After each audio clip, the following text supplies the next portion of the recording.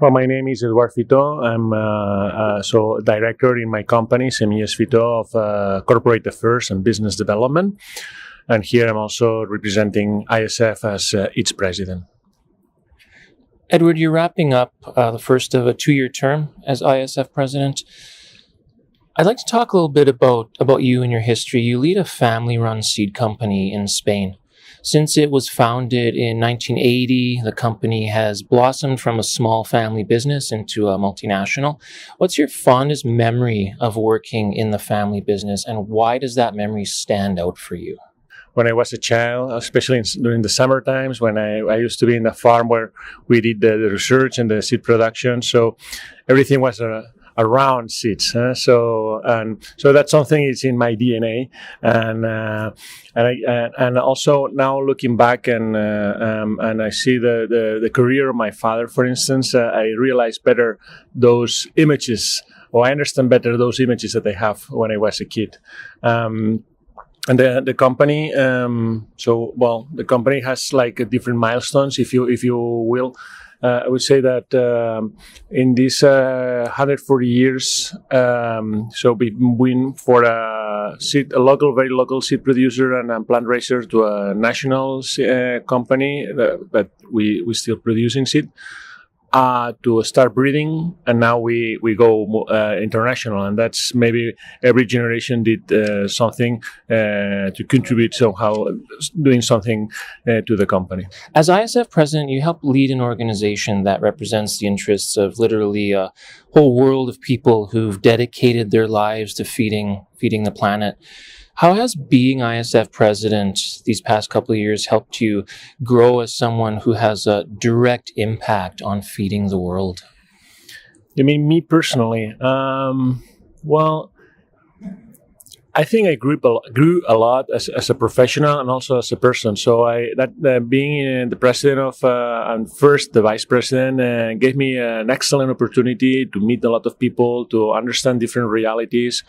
To see the seed business even from different perspective. It's true that it's a lot of work, and combine my daily activity as a director of Semillas Fito and being the president. It's something that I need also the support of the family, because it forces you to travel more. The seed business, seen from this perspective, really.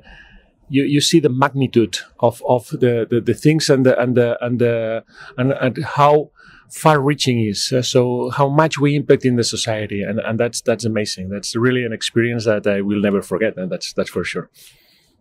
You have 3 priorities, or you've had 3 priorities as ISF president: to communicate, engage, and to change.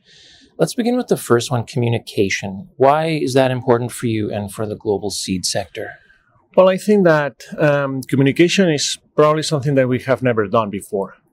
So we are a very technical industry, so producing and later breeding seeds. So it's something that, our customers, they understand, we understand each other, and we don't devote too much time to make sure that others understand what we are doing. So I think that we have to maybe see ourselves from on the outside, and understand that if we want to be understood, and here comes the first thing, the first idea is that we need to have the license to operate. So there are other ways to do what we are doing.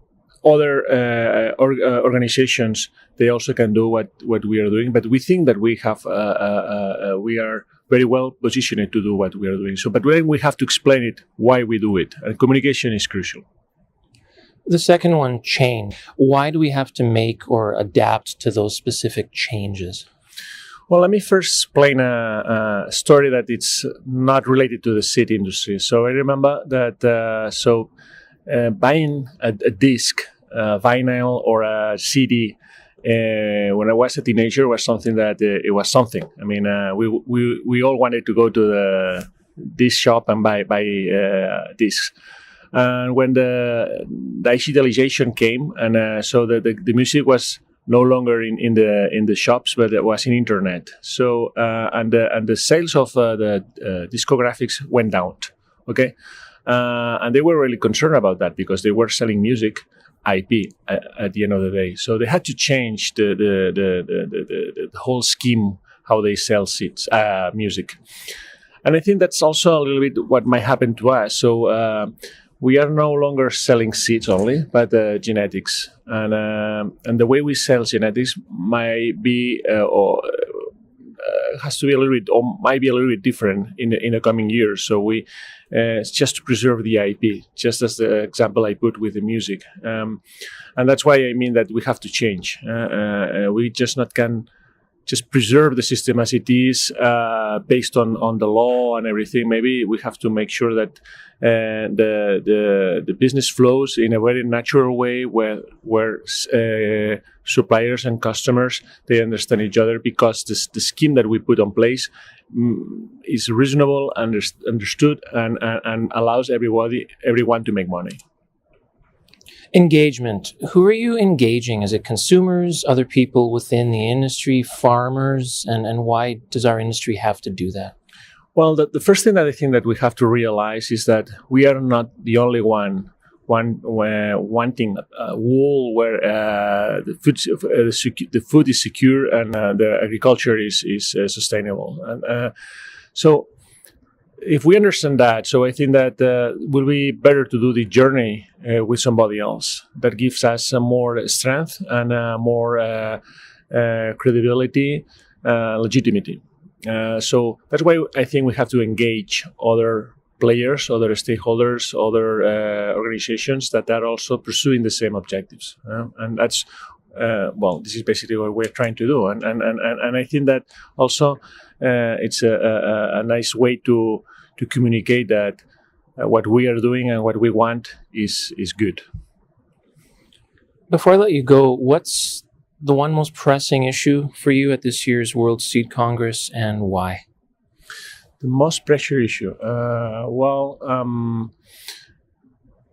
Maybe communication might be one of the things. So that's the very first time we do a press reception. Well, maybe the second time, but not at such a level.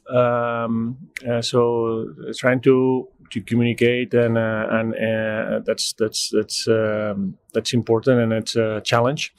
And engagement also gives a lot of pressure, because we try to invite people that are not really seed companies and to show what we are doing, who we are, and these kind of things I think are very challenging because are new. That probably will be the two things now.